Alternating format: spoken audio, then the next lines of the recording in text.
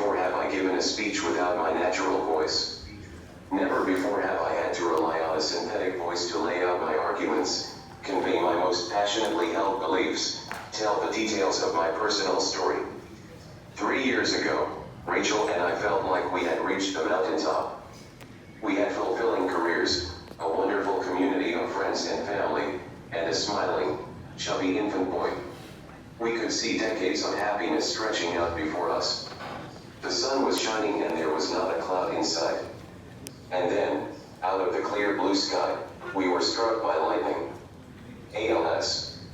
A mysterious neurological disease with no cure and no good treatment. So we are cobbling together the money from friends and family and supporters all over the country. But this is an absurd way to run a healthcare system. GoFundMe is a terrible substitute for smart congressional action. Like so many others, Rachel and I have had to fight with our insurer, which has issued outrageous denials instead of covering the benefits we paid for. We have so little time left together, and yet our system forces us to waste it dealing with bills and bureaucracy. That is why I am here today, urging you to build a more rational, fair, efficient, and effective system. I am here today to urge you to enact Medicare for All. There are 3 simple reasons why Medicare for All is the right solution, the only solution, to what ails the American healthcare system. I will summarize them here, but I urge you to read the fantastic testimony submitted by the National Nurses United for more details. First, Medicare for All will deliver to everyone living in America the high-quality care that we deserve. The law will provide comprehensive care, including primary and hospital care, dental, vision, reproductive, and mental health care. We will all be allowed to see the doctors and specialists we want. And, crucially, the program will provide for long-term services and supports that will allow people like me to stay in our homes and communities, with the people we love. This will dramatically improve life for the tens of millions of people whose families include older or disabled people. Second, Medicare for All will save the American people enormous sums of money. Under the program, there will be no premiums, no deductibles, and no copays. That means that we will no longer need to choose between paying the rent and filling a prescription. It means we will no longer delay necessary care until it is tragically late and tragically expensive. It means that we won't have to worry every year when our employer announces the new rates. It means that we can finally start to eliminate the atrocious racial and economic disparities that destroy so many lives, that rob our communities of so much dignity, that strip us all of our common humanity. Any proposal that maintains financial barriers to care, any proposal that continues to charge patients exorbitant copays, deductibles, and premiums will necessarily leave people out. Any proposal that maintains the for-profit health insurance system will require that some people don't get the health care they need. Without the generous support of my family and friends, this would include me. Crucially, Medicare for All is the only way to make our healthcare system more efficient. Over the past 3 years, I have seen firsthand how the current system creates absurdly wasteful cost shifting, delays, billing disputes, rationing, and worry. Administrative waste is costing us hundreds of billions of dollars every year. Medicare for All will streamline the entire system, letting doctors and nurses focus on delivering care instead of on paperwork. As a single-payer program, Medicare for All will be able to eliminate immoral price gouging by pharmaceutical and device companies.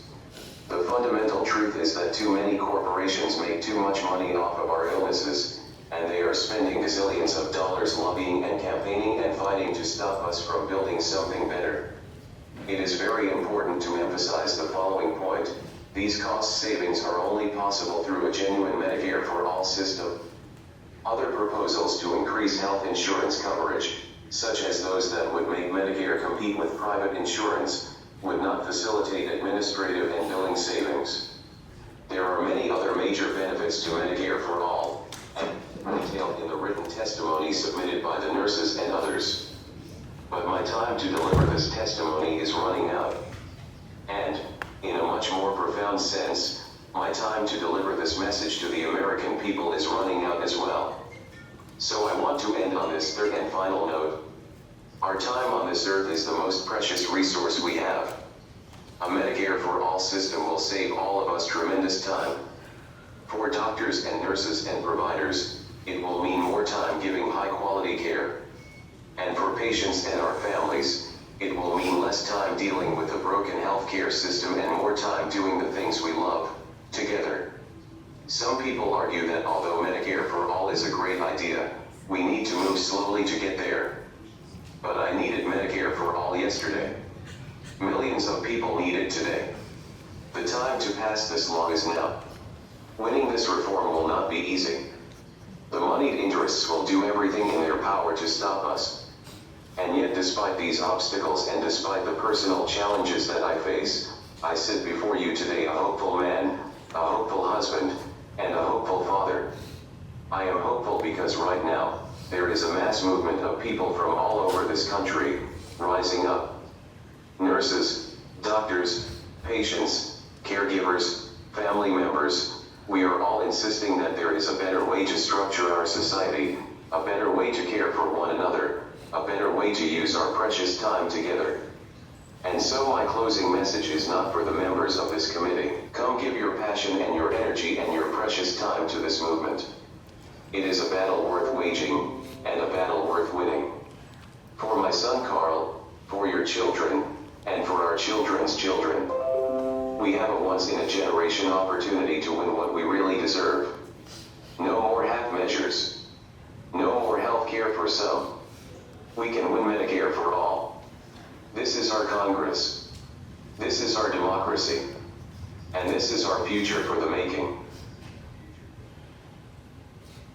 Thank you very much, Mr. Crocker. Thank you so much. Chairman McGovern and members of the committee, thank you for inviting me to testify today. My name is Audie Parkin. Thank you very much.